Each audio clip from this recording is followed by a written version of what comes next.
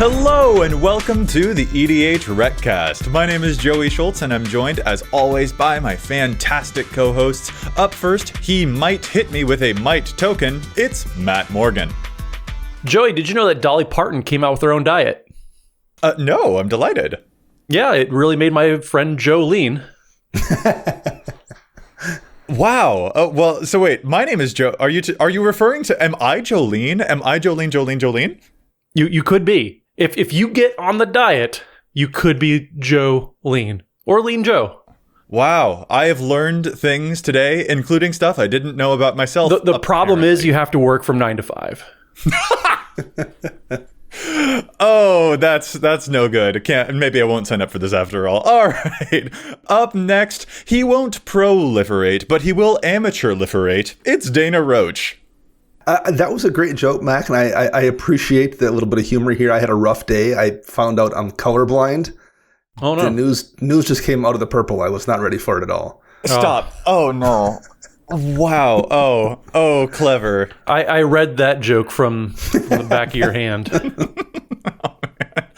Oh, well, I appreciate you guys. Anyway, this is the EDHRECast. EDHREC is the best deck building resource on the web for the Commander format, compiling data from deck lists all over the internet to provide helpful recommendations for new Commander decks. And here on the podcast, what we like to do is give all of that data a little more context. Dana, do you mind telling us what it is that we're going to be tackling in this week's episode? We are talking about deck synergy. Yes, synergy, that nebulous term, what it means in EDH, and honestly, what makes it so hard to pin down? Because I feel like a lot of people talk about synergy, and it's like, I don't know, it means a lot of different things to a lot of people. So I guess we're just going to kind of put synergy under the microscope and examine what all that's about and what we can actually properly learn when we investigate it a little bit more deeply. But before we get into that topic, we got some shout outs to do. First, I'd like to shout out Chase, also known as Mana Curves, for their help editing the show. You can find them on Twitter at Mana Curves. We're ecstatic to tell you that EDHREC has also partnered with Coalesce Apparel and Design. Coalesce has an amazing line of Magic-inspired apparel, and if you've ever wanted EDHREC shirts or hoodies, you can now go browse the EDHREC collection. Head to Coalesce and use code EDHREC for 10% off your order. That's code EDHREC. And if you'd like to support the show, you can do so by liking and subscribing to this video on YouTube, subscribing on your podcast app, leaving a review. That also always helps if you want to do that on your local podcast app or on Spotify. Or you can go over to patreon.com/EDHRECast, where you can support us that way as well. And it's just a nice way to get yourself a little something extra while also supporting the show, whether it's access to our patron-only Discord. You can see all the episodes a day early.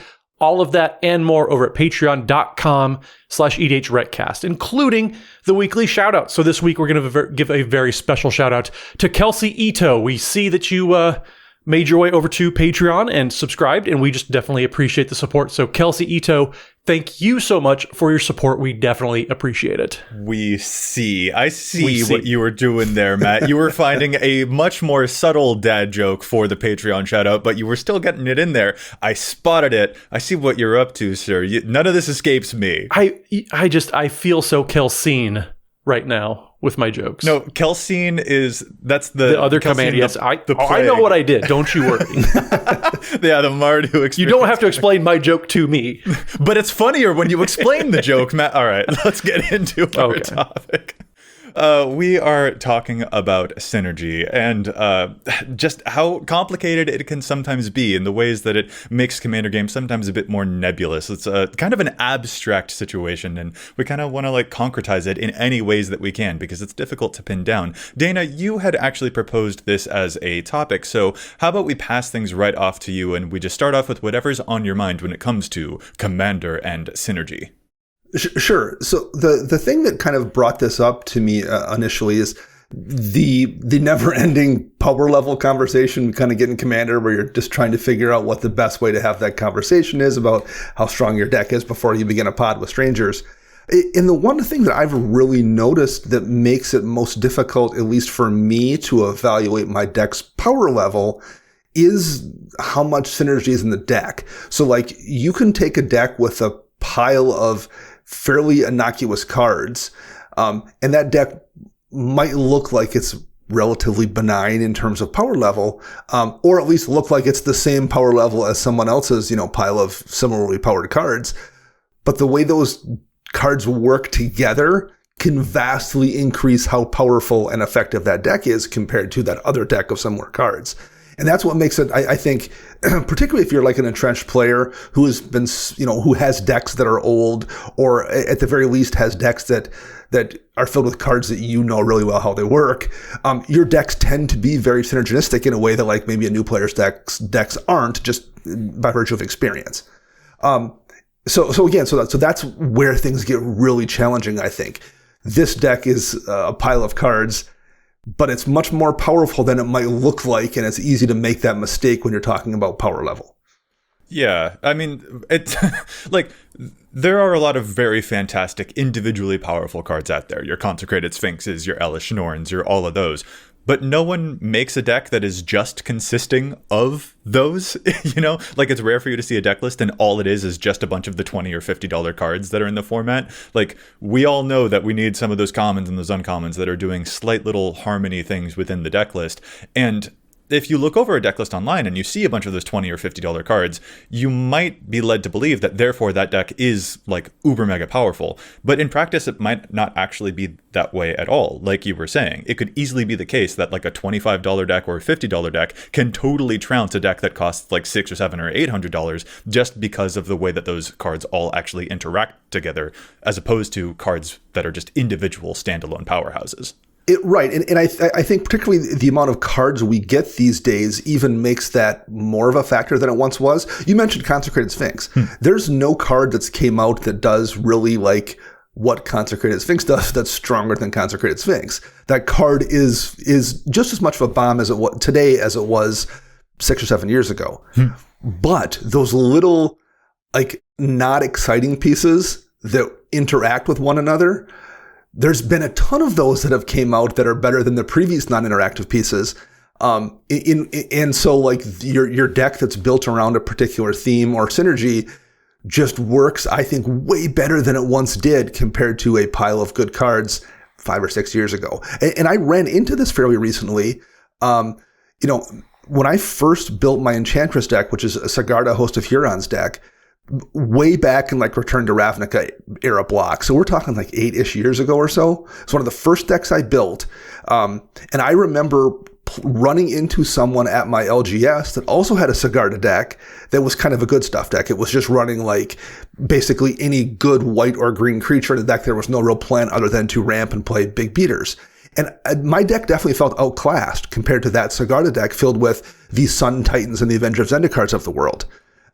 However, in the intervening amount of time, we've gotten a gazillion really good pieces for an Enchantress deck. And I fairly recently ran into another Sigarda Host of Hurons Goodstuff deck at my LGS that looked very similar to that one I had ran into many, many years ago. And there was just no longer a comparison at all. The amount of synergy in my Enchantress deck that we've gotten since then compared to that Goodstuff deck, it just has raced past it in power level. Well, and this kind of narrates a point too and so Dana, I guess I'm kind of agreeing with something you said. So Joey, I guess the question to you is, have you noticed maybe that 5 years ago when the podcast first started, for example, you could look at the average list on EDHREC for any given commander. And if you just use the average list, we often said, don't use the average list because it's just going to be a bunch of just random good cards.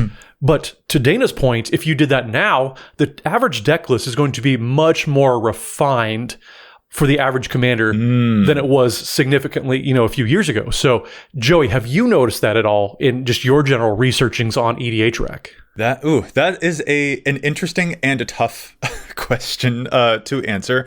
Sure. Because when it comes to the average, it is fairly broad. Yeah. But like I do the Upping the Average series on the EDHREC YouTube channel, which folks should definitely check out if you haven't, by the way. It's way, way cool. And I take the average deck list as compiled by the data on EDHREC, and I want to take it from a good start to a great start. And there have certainly been, I feel like more frequently, there have been some commanders that I feel like I just don't need to do a whole lot of tweaking to them because they're kind of amazing the way that they are. And that is especially the case I noticed for decks that are like precon commanders. Like what was it that that Party Time deck, for example, with Barakos and Folk Hero, oh man, that deck is so much fun right out of the box. And because of the way that deck is interacting with itself, because of the fantastic synergies that are already present within the list, I don't feel like there's a whole lot of room for me to change things, aside from suggesting, I guess, like, I don't know, if you have the budget for it, Teferi's Protection's a good card, right? I mean, sure, but like, you know, the deck already is doing so many things that are so concentrated that I feel like, yeah, you know, that's actually, this average deck list is feeling really, really dang good. There are certainly other exceptions to this. There's always stuff that you can do to improve and change upon an average deck list, and average is, in fact, only an average, and you need to find something that tailors more to the type of game you want to play.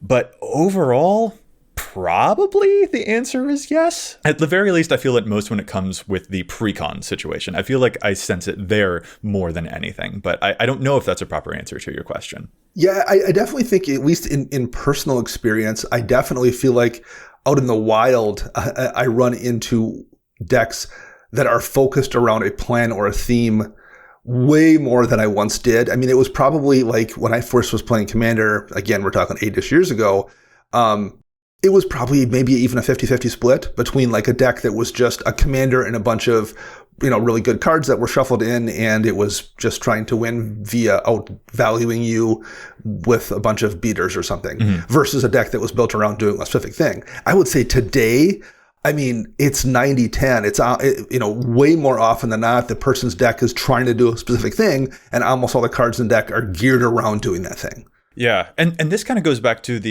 we had an episode about like powerhouse commons, and there are like every set, I feel like we're getting even more of those, and to me I feel like a heart of synergy is also showing up in some of those fantastic commons and uncommons that we got. Like, what is that new experimental augury card, which is basically an anticipate and you also proliferate?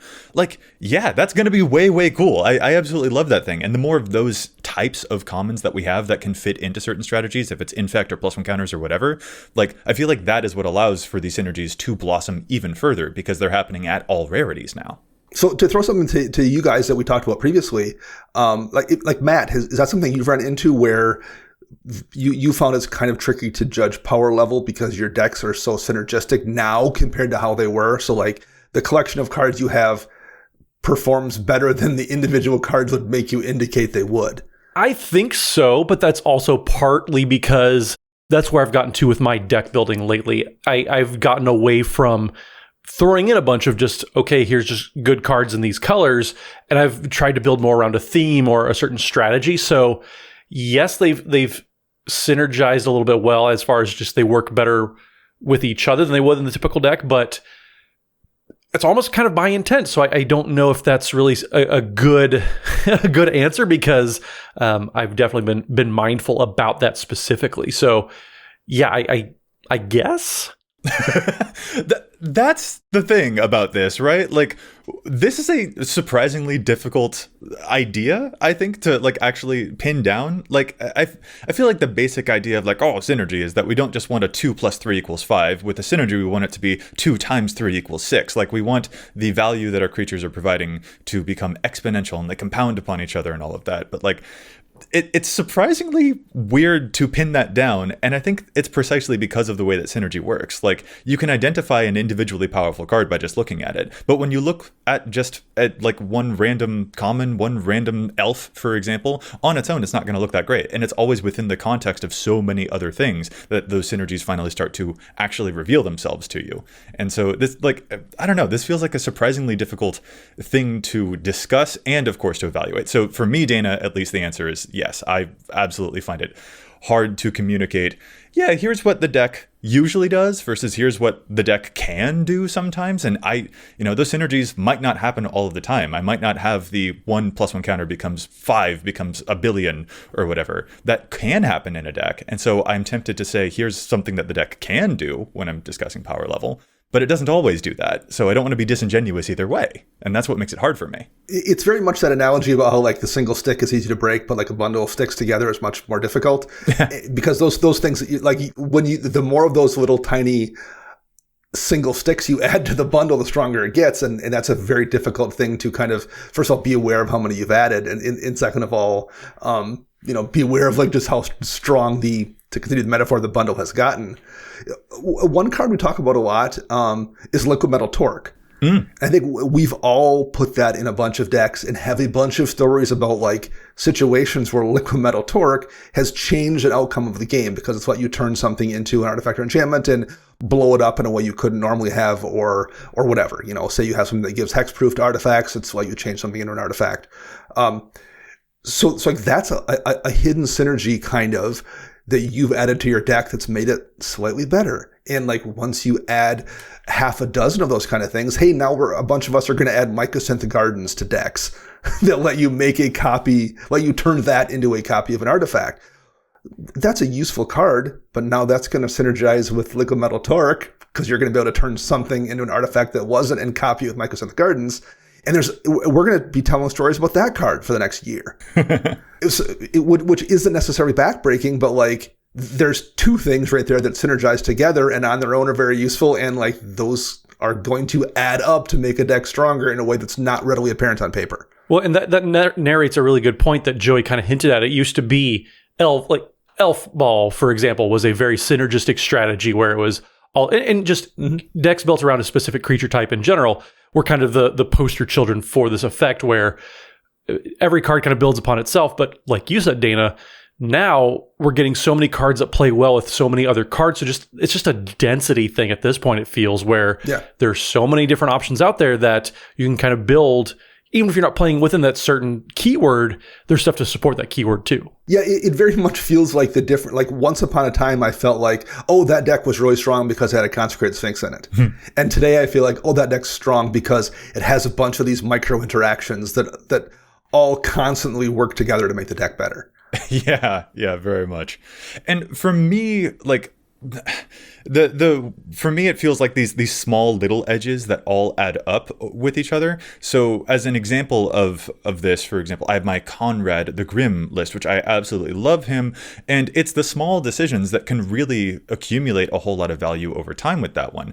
I intentionally play fewer like spells, instants, and sorceries and try to play as many creatures in that deck now as I can because I want a higher density of creatures for example, Conrad's own mill ability or any other time that I mill myself, because then Conrad will have a greater chance of dealing damage. But then that also plays into the fact that I have a lot of like Grim Horror specs triggers as well. So if that creature card were to die, I would get to draw more cards. This also then feeds into if there are more creature cards in my graveyard, then when they leave the graveyard, because I've been resetting or exiling or whatever, Conrad will also deal some extra damage on that as well.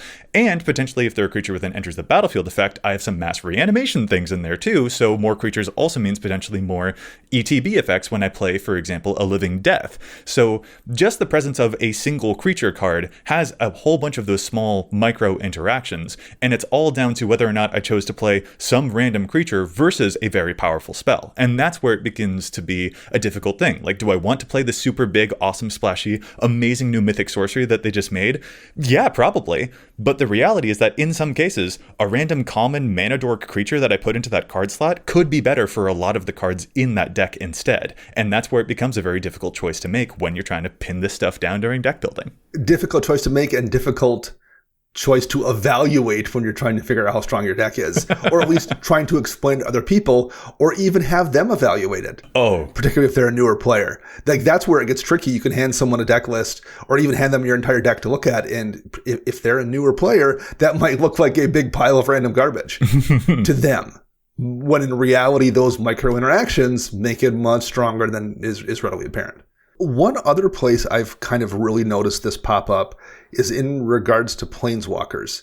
The question comes up every set when we get a new, 20 new planeswalkers or whatever it winds up feeling like. Sure. Hey, is this going to be EDH playable? Like, yeah, if they're planeswalkers, they're almost always very EDH playable.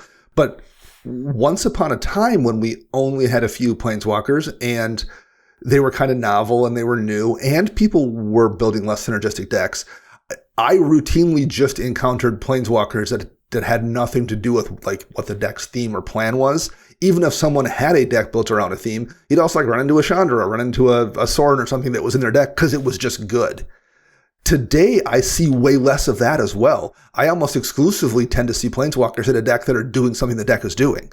Yeah, I'll see an angel deck that's running Sarah because she makes angels. You know, you'll see an entire deck built around Chandra or something. You'll see a planeswalker that manipulates top of the deck because the deck cares about top deck manipulation. I much less often than I once did do I run into planeswalkers that are just a value piece stuck into a deck, even if you can rationalize them. Like Guruk Wildspeaker is one of the original planeswalkers, is still, I think, a fantastic piece of value. Being able to untap some land that taps for multiple mana, a Nykthos or a Guy's Cradle, or even, you know, something smaller like a bounce land is still a great piece of value. That's a really solid card. But I just don't run into it as often as I once did because people have kind of moved into running planeswalkers that are more synergistic, either thematically or aesthetically with what their deck is doing. That's just been a huge change I think I've seen in the last few years. Well, I think the reason you don't see a Gaia's Cradle very much anymore, Dana, is because it's $1,000 card. But that's just my opinion. I mean, even Nykthos isn't cheap anymore. But seriously, though, I think there's a few things at play there. I mean, almost these days, planeswalkers feel like a liability almost. Granted, I know some people feel that like, oh, they're life gain because they get creatures going to attack the planeswalkers instead of you. But also, in order to really take advantage of what they're going to amplify in the deck, like there needs to be a little bit of hand-holding almost for those planeswalkers to really thrive. And so you need something to really excel in what you could be doing versus the rest of the deck because... Yeah. Like you said, yeah, Garruk Wildspeaker used to be a fantastic just kind of stopgap. Okay, well, like I need a 98th card. Here we go. Perfect. Whereas now the card quality and the density in the typical deck is just so much higher that you can't get by anymore on just a generically good card when something you might lose a couple floor points, but the ceiling is so much higher on what you could be running. Sure. I think that's also heavily at play here on why the typical planeswalker just doesn't see as much playing Commander anymore. This is very fast. Like I don't know if I agree with what I'm about to say. I just want to say it. You don't know if you agree with your own thought. Okay. Well, I just have to vocalize it, and then it'll be outside myself, and then I can evaluate it objectively instead of abstractly in my brain. Joey, like I said, we are here for your hot takes. Now just give it.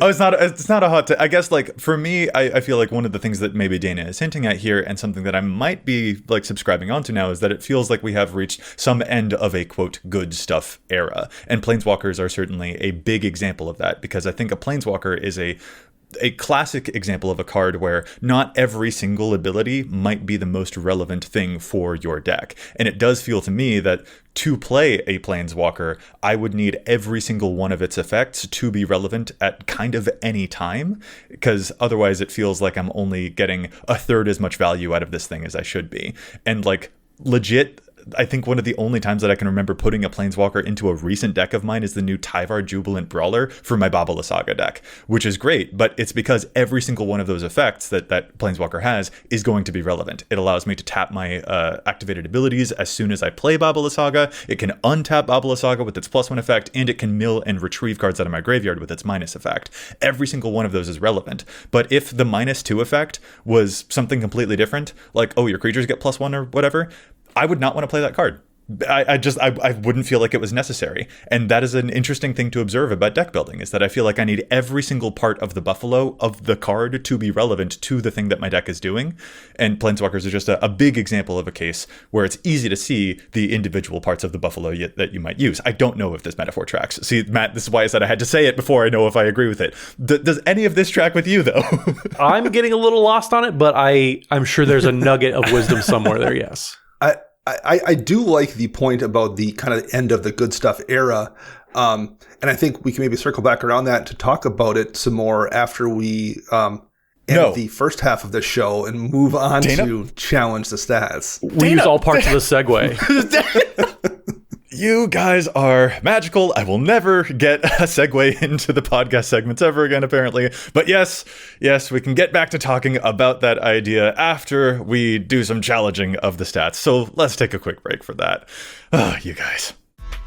This episode is sponsored by BetterHelp. When you're at your best, you can do some really great things. But also, you're not a machine, much to the dismay of Elish Norn and the whole Phyrexian army. So your best looks a little different every day. Some days you feel more bogged down, or like you're not showing up in the way that you want to. That's completely normal, and it's also the kind of thing that can be really helpful to navigate with a licensed professional.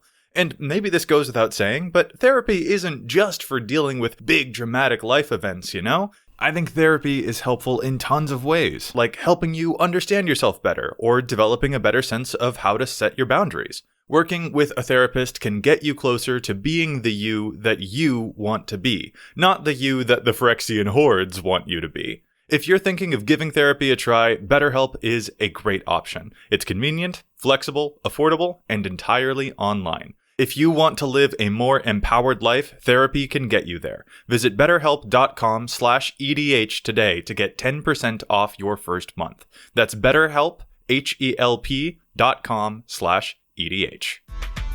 So I'm going to get things started since Dana stole the segue. I'm going to steal the first challenge. So here we go. So I've been recently tinkering around with I got a chance to play some of the Warhammer 40k precons again recently. Super ton of fun. For some reason, I got stuck with mono black because that's just how the universe works. Best. But I was playing with the Imhotep the Stormlord, and that deck, it does quite a few things. And one thing that I found myself really wanting was just more ramp, more ways to get to your high end of the curve in that deck, because there's some absolutely powerful things in that precon deck. But in order to cast those, you got to get there first. And I was thinking and looking back and I was like, oh, some more ramp would be great, but what really would be good?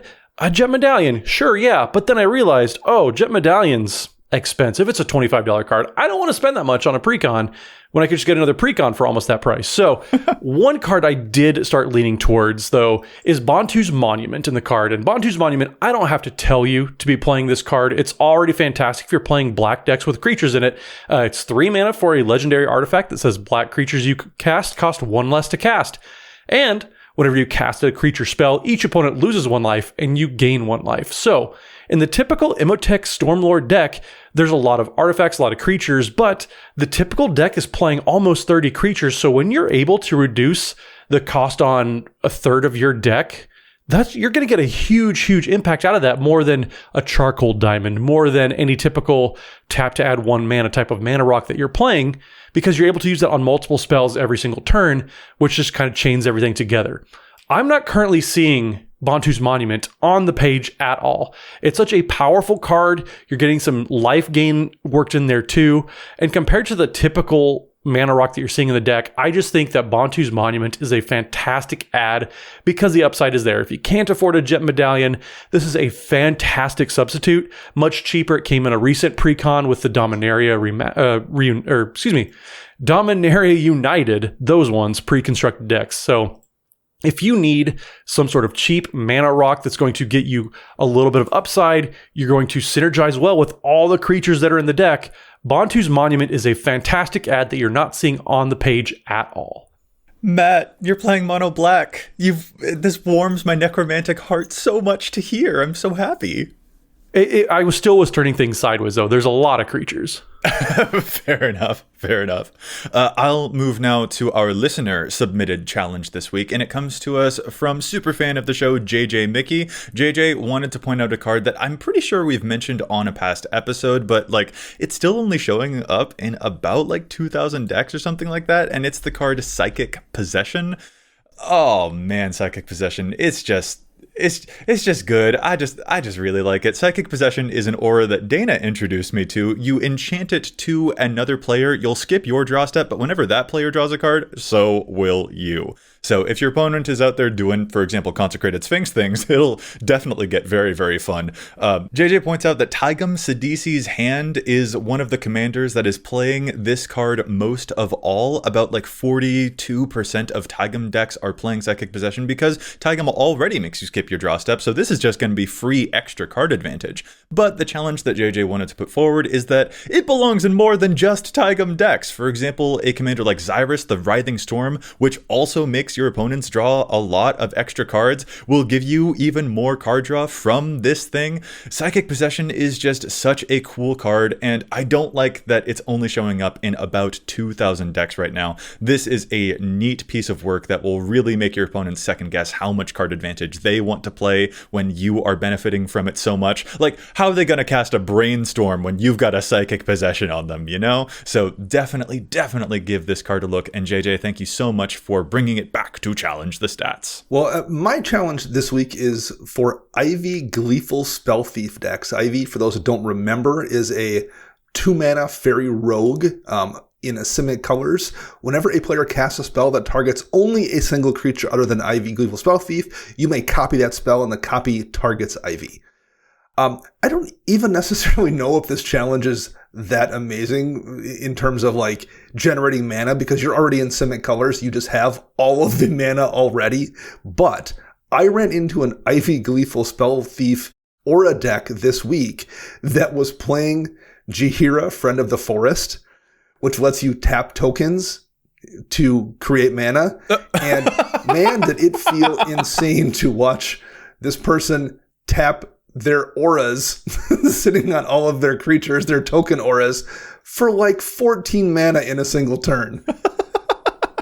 It just felt really demoralizing to be across the table from that kind of mana generation off this elf out of nowhere, where you're just not expecting anything to happen. Jaheira comes down and like they just have all of the mana in the world. Wow. I don't know how many Ivy decks need that, but if you are playing an Ivy Aura deck and you want to make everyone around you just be like, what is happening right now? Jaheira, Friend of the Forest, is insane in that kind of deck. It's only in about 10% of Ivy decks right now, and it was crazy in that particular build. That is wonderful. I'm all about that. You know what that reminds me of is Matt's favorite card, Relic of Legends, which lets you tap your legends to produce more mana. And this is yet another way to do that, because like, oh man, Matt, I feel like this is one of those things that's way up your alley. Yep, I'm definitely on board with this. Now, Dana, you know what? I actually kind of want to use that Jaheira challenge the stats right there, that example, as another jumping off point into the discussion of synergy. And one of the things that I suppose I have the most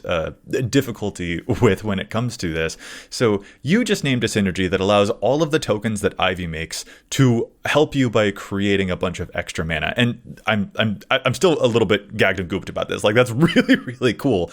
And the upside of that is that it has the potential to produce a much significantly higher amount of mana than other cards might do in that card slot. The potential downside, of course, is that Jaheira might land at a point where you haven't gotten to make any tokens with Ivy at all, and so then she wouldn't actually be able to do a whole lot for you. And that, to me, is where the thing is most difficult when it comes to cool synergy stuff, is choosing between just, you know, a Cultivate or some other like random ramp spell that you know is going to work basically 100% of the time, versus a card that could have even more upside if things all line up the way that hopefully your deck is designed to make them all line up.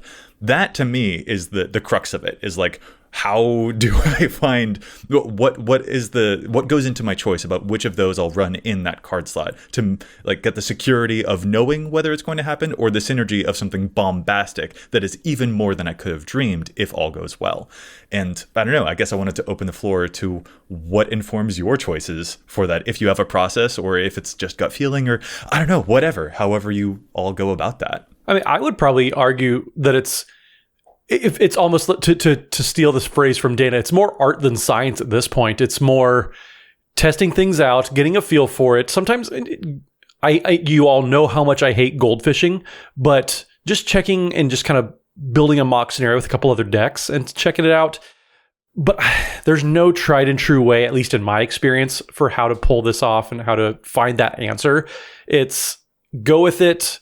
You usually have a good idea, but if it doesn't work out, then trying something else. Yeah, we talked a little bit about, in the episode we did where we talked about my Arden Essior deck, how much I dislike cards that don't perform for me. And sure, that would be an example where like I would only run that Jaheira card in a Ivy deck that was very heavily focused on auras. So I almost always would have something that tapped the Jaheira. And if I didn't, it was because things had gone so catastrophically bad that it didn't matter if I drew Jaheira at a bad point in the game. If I had no auras to tap to it, the game was already lost, so it didn't matter. Sure. So I think I think you're right. When you remove a couple dominoes from the chain, the whole chain falls apart. But I think the other side of that is maybe if a couple dominoes removed from the chain and the whole thing falls apart, you were out of luck anyway, right? Like that, you were going to be screwed no matter what. I think I think the upside of it is when you have a bunch of, I don't know if mediocre is the right word, but like not splashy pieces in your deck that all work well together. I do think it's much harder to take the deck apart. I think it's much, if you remove that Jaheira from your deck, well, you just removed a ridiculous amount of ramp, but Ivy still is going to have a bunch of auras spread around and doing a bunch of gross things. You just removed the upside, whereas when you take that Consecrated Sphinx out of someone's deck, you're hitting them for a pretty significant amount of mana that they probably were relying on to be able to draw cards. I feel like removing the good stuff piece probably impacts the deck a little bit more than removing what's probably a cheaper to cast, much more replaceable cog in the larger machinery. Well, and two, experimenting with what you're taking out too.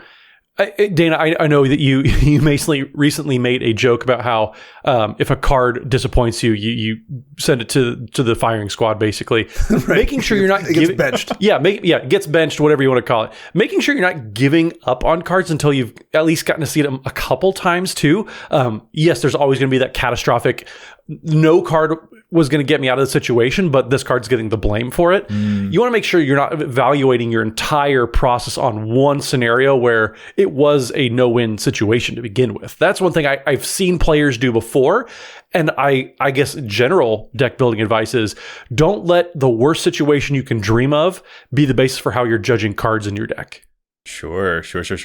Now, I'm also curious about this. Like, we've discussed a card that fills the role of a mana advantage card, but like there are other categories out there: board wipes and pinpoint removal effects, card draw, just aggro in general. Are there certain types of those card roles where you would feel more willing to take a risk on a card that could have a high upside, or are there times where you'd be like, no, I'm going to go with a safe standby that I know is always going to deliver at a certain rate, rather than try something that could wind up not working some part of the time? Like, Matt, are there any categories that you're more lenient with or more restrictive about when it comes to that kind of thing? I think this category probably is where I do the most experimenting in my own personal experience. I recently talked about how Astarion's Thirst in a +1/+1 counters deck over just a typical go for the throat or whatever else you could be putting there. This has the most space, I believe, for exploration in that, to add these, maybe you're paying an extra mana or two, but you're getting immense upside that's going to play within that specific strategy of the deck. I love looking for the cards that fill this spot in the utility role, for example, but play in with what I'm trying to do and add, they synergize well with the rest of the deck and what it's trying to do. I think almost any slot, I think you can find room for that. There are definitely going to be exceptions. Matt mentioned Astarion's Thirst. Am I going to remove Swords to Plowshares or Path to Exile from like in an Orzhov deck for Astarion's Thirst?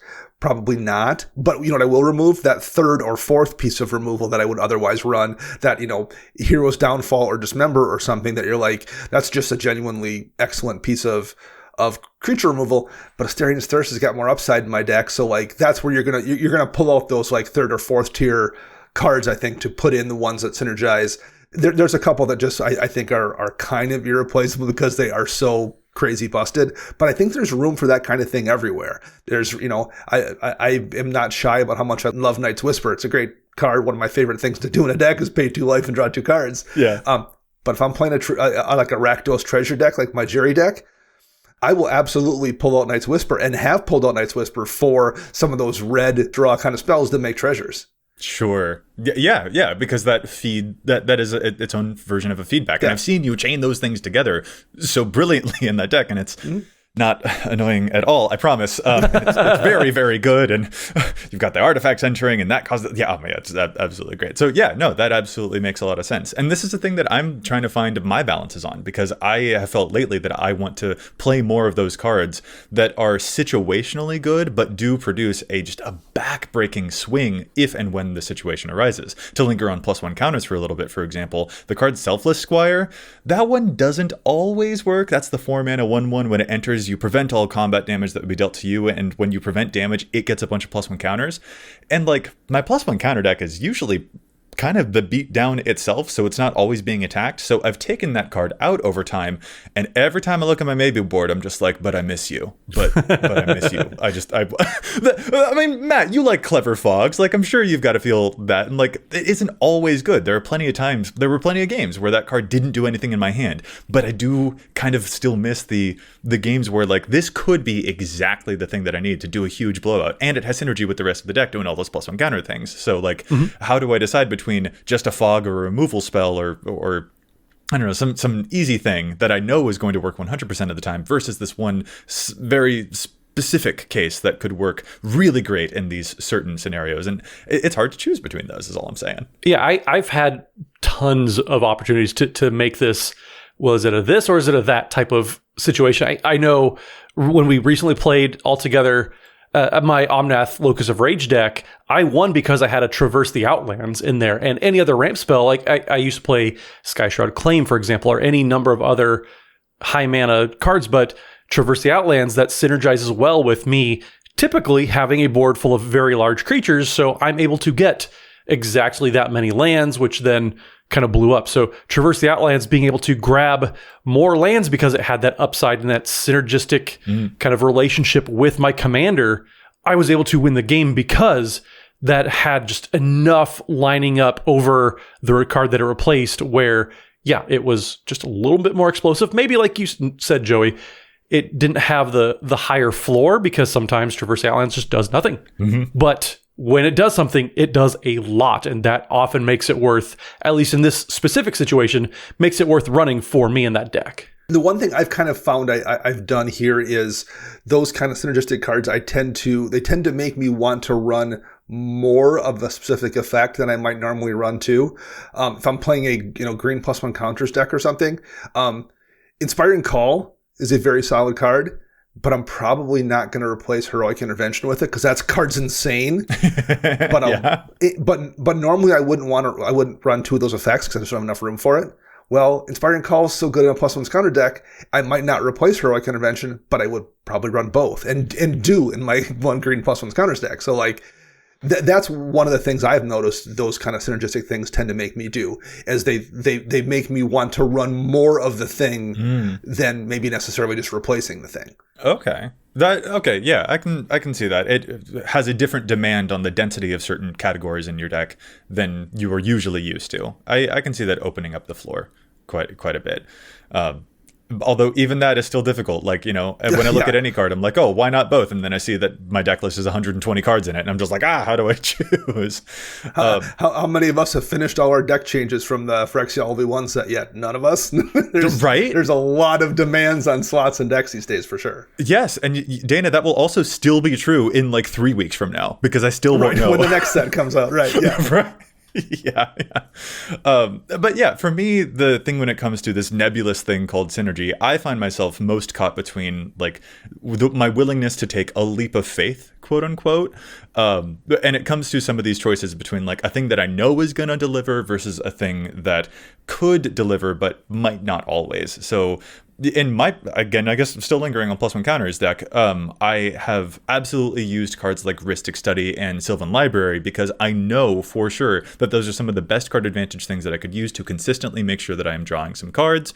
They're just classics of the genre. We all know what they are. They're really, really good at that.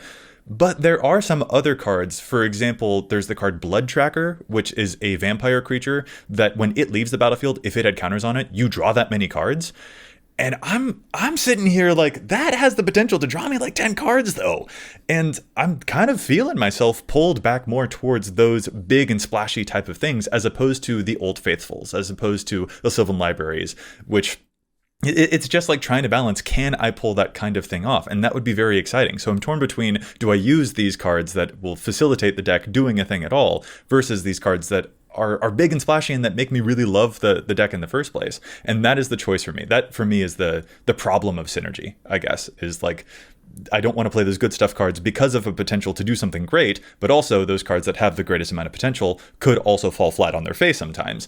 And that is where I find the choices that I'm making nowadays becoming the most difficult. Well, and it does make threat evaluation tricky for your opponents and for you as well.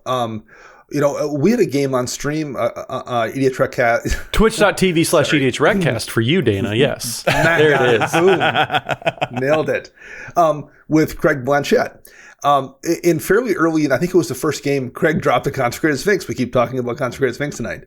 And I copied it at least at one point. And at one point, I think it got reanimated, and I made a copy of it again. And so, like, the first, I don't know, like half a dozen turns of that deck or the game were revolved around removing Consecrated Sphinxes. Yeah. That was really easy to see. Like, no one wanted a Consecrated Sphinx to sit around under anyone's control for an extended period of time. The threat assessment for that kind of stuff is pretty basic.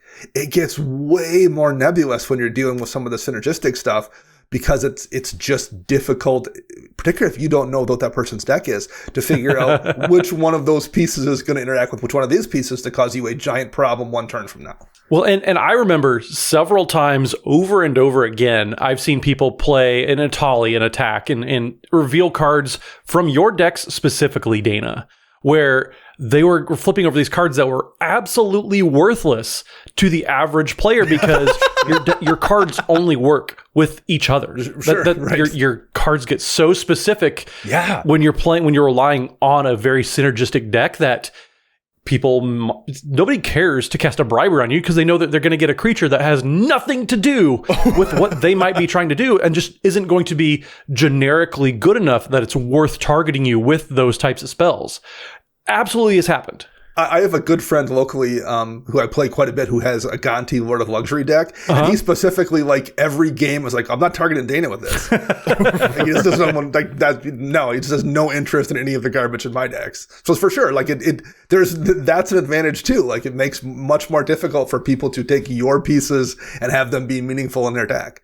This has also been an issue when I was building that Tasha deck as well, because she steals spells from your opponents, and it's just like, gee, I'm sure excited to have stolen that spell that makes all of your lands do things in this deck that doesn't do anything with lands. It's just like, thanks, Matt, for your land card. I didn't really need it. Thanks, Dana, for your card that only works if I have treasures in play. I don't currently. It's just like, yeah, it definitely does present conundrums because I can't take any individual stick, like the bundle thing that you were saying earlier. They all work within the context of each other. Yeah, and I sometimes even color comes into a factor with that. I was playing a game this weekend where a friend of mine was playing a deck where he steals a lot of cards from his opponents. Well, he was playing Esper colors, but everybody else was playing green and red in their deck. So there were no lands for him to steal. There were no spells that he could really cast.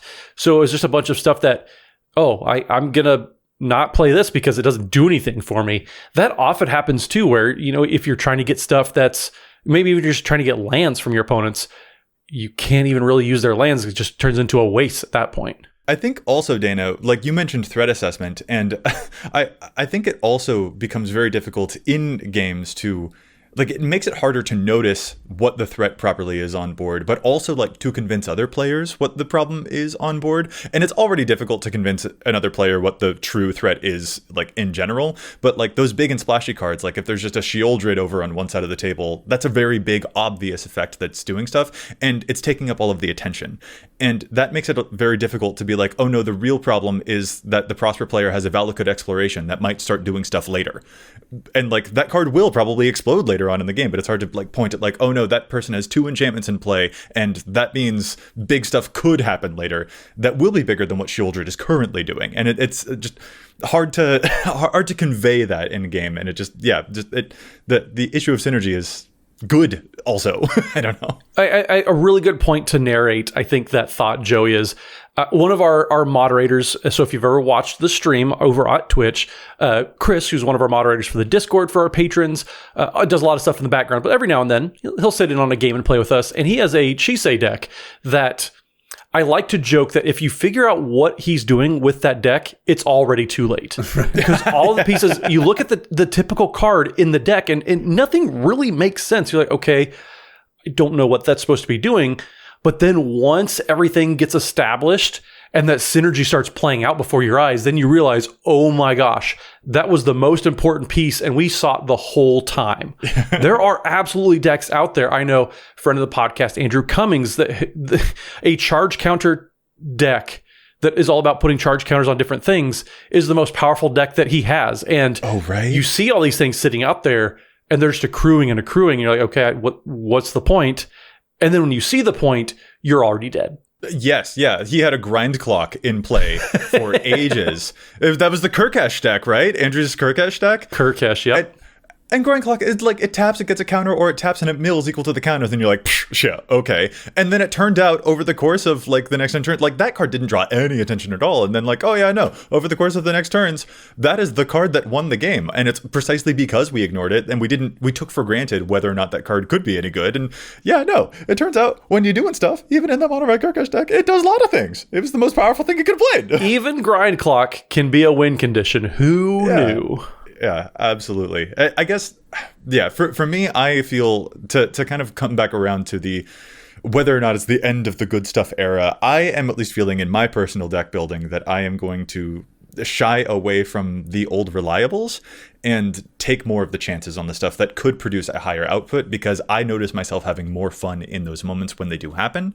And the moments that they don't happen is certainly a tragedy, but I still want to try my best at taking a chance on those things in the future. Like, I know that Smothering Tithe is really good, but I would rather take chances on the Gyre Sages of the world, because those could produce more mana in my +1 counter deck, even though I know Smothering Tithe is a very, very good card. I feel like that's a direction that I'm currently taking, but I don't know that I can say that for everyone, because, like, you know, those good cards are good for a reason, and I'm like, the reason that you're playing them is to make the rest of the deck work at all. So I don't know where you guys fall on that, but to me, that's at least my personal era. I don't know if I can suggest just not playing Smothering Tithe. That is tall talk.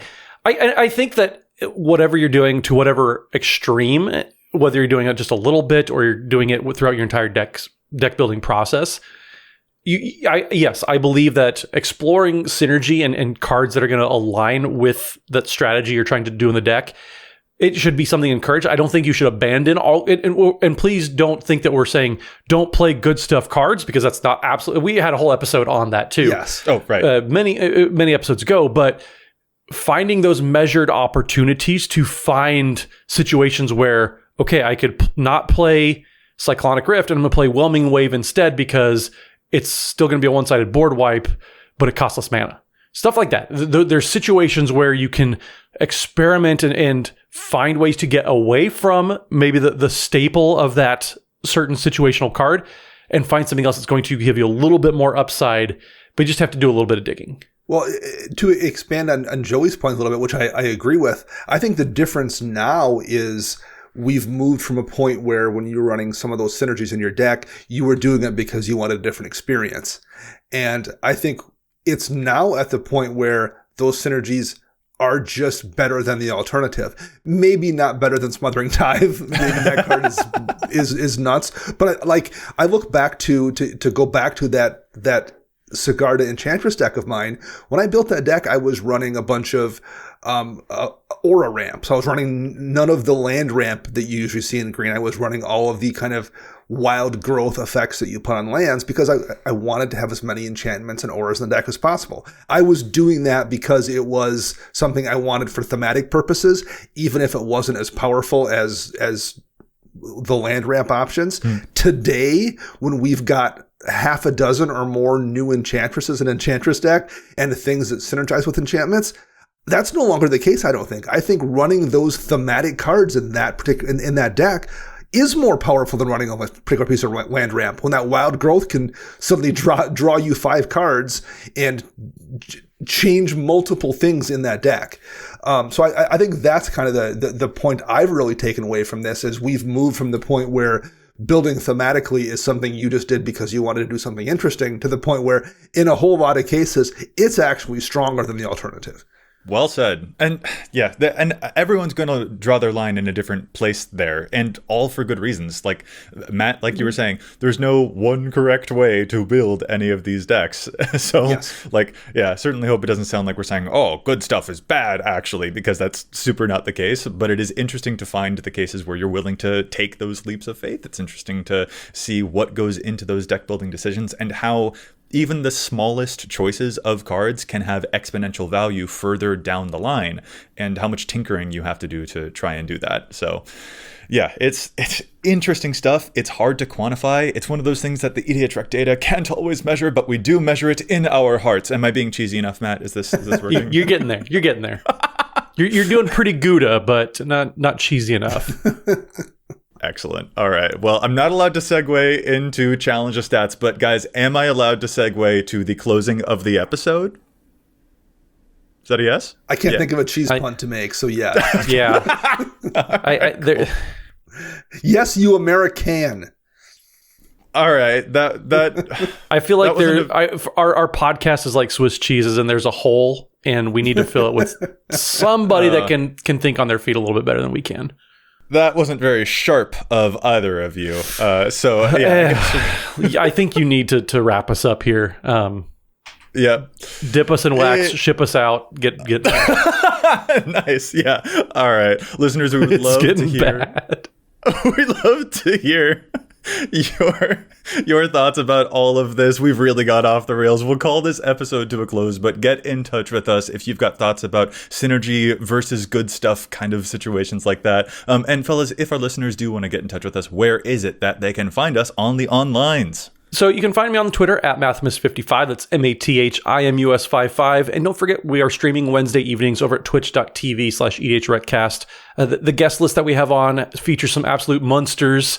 They're always super fun to have on. So make sure you tune in every Wednesday evening at twitch.tv/EDHRECast.